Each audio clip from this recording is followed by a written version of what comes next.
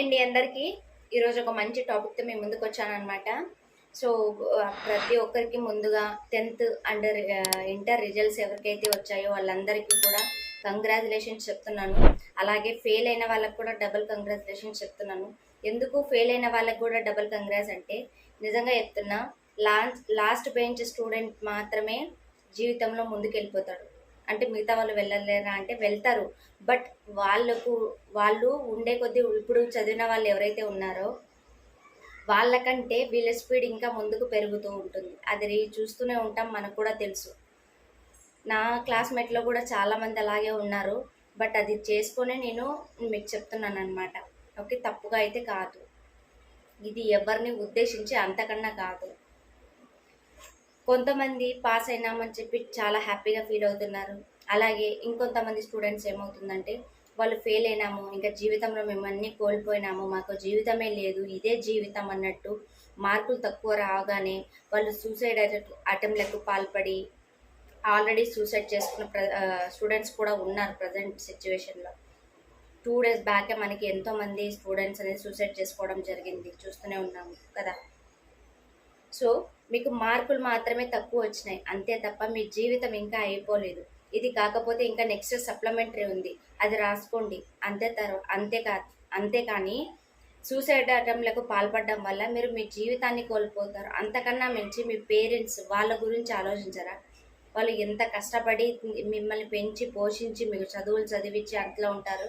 మీరు 1 మార్కు 2 మార్కులు తక్కువ రాగానే, లేదంటే ఫెయిల్ అయిపోగానే అందరి ముందర నాకు ఇన్సల్టింగ్గా ఉంది, తలెత్తుకోలేకపోతున్నాను అని చెప్పి పక్కన వాళ్ళ మాటలు పట్టించుకొని మీరు సూసైడ్ అటెంప్ట్లకు పాల్పడితే ఆ తల్లిదండ్రుల పరిస్థితి ఏమైపోవాలి, వాళ్ళ జీవితం ఏమైపోవాలి ఒక్కసారి ఆలోచించండి.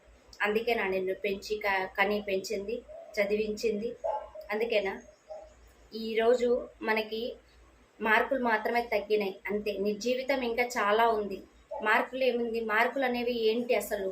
నీ మైండ్ సెట్, అంటే నీ టాలెంట్, నీ నాలెడ్జ్ ఏదైతే ఉందో ఆ నాలెడ్జ్ని గెయిన్ చేయడానికి ఎంత ఉంది అనేసి టెస్ట్ చేయడానికి మాత్రమే ఈ మార్కులు అనమాట. అంతే. నీ జీవితం అనేది చాలా విలువైనది. అదే జీవితం అనేది ఇచ్చి ఈ మార్కుల మీద పెట్టి నీ జీవితాన్ని కోల్పోతే ఏమన్నా కరెక్టేనా? అది కొంచెమైనా మనం చదువుకుంటున్నాం, మనం ఒకరికి చెప్పే పొజిషన్కి వస్తున్నాం. అట్లాంటిది పిచ్చిగా మనమే ఇట్లా చేసుకుంటే కరెక్ట్గా ఉంటుందా?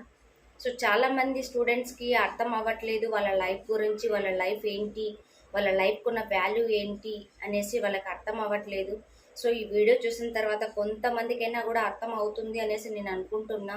అలాగే పేరెంట్స్కి మార్కులు తక్కువ రాగానో పక్కనోడికి ఎన్ని వచ్చినాయి, వాళ్ళకి ఎన్ని వచ్చినాయి, చుట్టాల అబ్బాయిలకు అమ్మాయిలకు ఇంత వచ్చినది, నీకెందుకు రాలేదు అని చెప్పి వాళ్ళను ఫోర్స్ చేసి వాళ్ళని సతాయించి వాళ్ళని టార్చర్ అయితే చెయ్యకండి దయచేసి. ఎవరికి తగిన టాలెంట్ వాడికి ఉంటుంది, ఎవడి టాలెంట్ వాళ్ళది. కొంతమంది స్టూడెంట్స్ అయితే కాలేజ్కి కానీ లేకపోతే స్కూల్కి కానీ డైలీ వెళ్ళి పాస్ అయి ఉండొచ్చు. అలాగే కొంతమంది స్టూడెంట్స్గా అయితే వాళ్ళు స్కూల్కి వెళ్ళకుండానే 3 months 4 months అలా కూడా స్కూల్కి వెళ్ళి, ఎందుకంటే వాళ్ళకి ఉండే ప్రాబ్లమ్స్ని బట్టో లేకపోతే ఇంకోటో వాళ్ళు వెళ్ళి కూడా పాస్ అయి ఉండొచ్చు.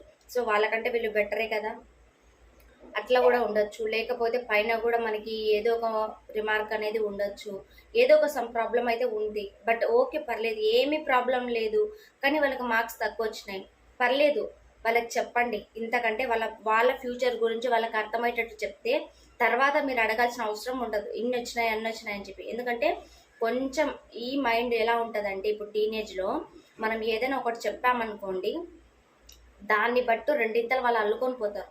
అర్థమయ్యి చెప్పేటట్టు ఉండాలి అంతే, వాళ్ళకి దొరకాలన్నమాట అంతే. అర్థమయ్యి చెప్పండి, వాళ్ళు ఫెయిల్ అయినా పర్లేదు, ఇది నెక్స్ట్ రాసుకుందాము, తప్పేముంది చెప్పండి, మనం ఏం తప్పు చేయట్లేదు, దొంగతనం అంతకంటే చేయట్లేదు కదా, మరి ఇప్పుడు ఫెయిల్ అయినాము తర్వాత రాసుకుందాము, దాంట్లో ఏముంది అని చెప్పి వాళ్ళకి ఇంకా మోటివేట్ చేసి మీరు చెయ్యండి పేరెంట్స్గా. అంతే తప్ప వాళ్ళని టార్చర్ పెట్టి అంతొచ్చాయి ఇంతొచ్చాయి అని చెప్పి అందరి ముందర చెప్పడం, వాళ్ళ ఇజ్జత్ తీయడం, ఇది కరెక్ట్ కాదు. సో దానివల్లనే సూసైడ్లు ఇలాంటివన్నీ కూడా స్టూడెంట్స్ పాల్పడడం జరుగుతుంది. సొంత ఇంట్లో వాళ్ళే ఇట్లా అంటున్నప్పుడు నేను ఎందుకు బ్రతకాలి, నేను ఎందుకు ఉండాలి అనే ఉద్దేశంతో వాళ్ళు అలా చేసుకుంటున్నారు. బట్ మీరు కూడా కొంచెం ఆలోచించండి. మన పిల్లలు ఇప్పుడు మన పిల్లల కంటే చదువు కానీ ఆస్తులు కానీ ఏమీ ఎక్కువ కాదు, నిజమే కదా. వాళ్ళకి అర్థమయ్యే రీతిలో మనం చెప్పినట్లయితే వాళ్ళు ఖచ్చితంగా అర్థం చేసుకుంటారు. నెక్స్ట్ టైం వాళ్ళకి మళ్ళీ మీరు చెప్పాల్సిన అవసరం ఉండదు. ఎందుకంటే వాళ్ళకు ఒక్కసారి మైండ్లోకి ఎక్కిందంటే వాళ్ళు నిజంగా చెప్తున్నా, మీరు చెప్పిన దానికంటే రెండింతలు అల్లుకొని పోతారు. ఆ టాలెంట్ అట్లుంటుంది టీనేజ్. కాబట్టి కొంచెం కూర్చోబెట్టి వాళ్ళకు వాళ్ళ జీవితం గురించి అర్థమయ్యేటట్టు వాళ్ళకి చెప్పండి. దయచేసి నా సైడ్ నుంచి ఇది ఒక రిక్వెస్ట్ అనమాట పేరెంట్స్కి. కాబట్టి పిల్లలు మీ తల్లిదండ్రులు ఎవరైతే ఏదో చెప్తారో అది వినండి, ఆచరించండి. వాళ్ళు మీ బాగోగు కోసమే చెప్తారు. ఒకవేళ తిట్టినా కొట్టినా ఏం చేసినా కూడా మీ మంచి కోసము మీరు ముందుకెళ్ళాలని మాత్రమే చేస్తారు. మూలి దెబ్బలు లేకుంటే రాయి అనేది శిల్పం కాదు. కాబట్టి ఈ తిట్లు దెబ్బలు ఇవన్నీ లేకపోతే కూడా మన జీవితం అనేది సక్సెస్ఫుల్గా కాదు. సో అందుకే తల్లిదండ్రులు చెప్పిన మాటలు వినండి. తల్లిదండ్రులు కూడా కొంచెం పేషెన్స్తో పిల్లల్ని మెయింటైన్ చేయండి. సో నా సైడ్ నుంచి ఇదే రిక్వెస్ట్ అనమాట, చాలామంది పిల్లలకి, స్టూడెంట్స్కి, అలాగే పేరెంట్స్కి కూడా. సో ఈ వీడియో మీకు అర్థమైంది అనుకుంటున్నా. సో మీకు ఈ వీడియో నచ్చినట్టయితే లైక్ చేయండి, షేర్ చేయండి, సబ్స్క్రైబ్ చేయండి. లైక్ అయితే కంపల్సరీ చేయండి అబ్బా, ఎందుకంటే చాలామందికి రీచ్ అవుతుంది. ఒక లైక్ చేయడం ద్వారా మీకు ఏం పోదు కదా. సో లైక్ అయితే చేయండి. Okay, thank you for watching.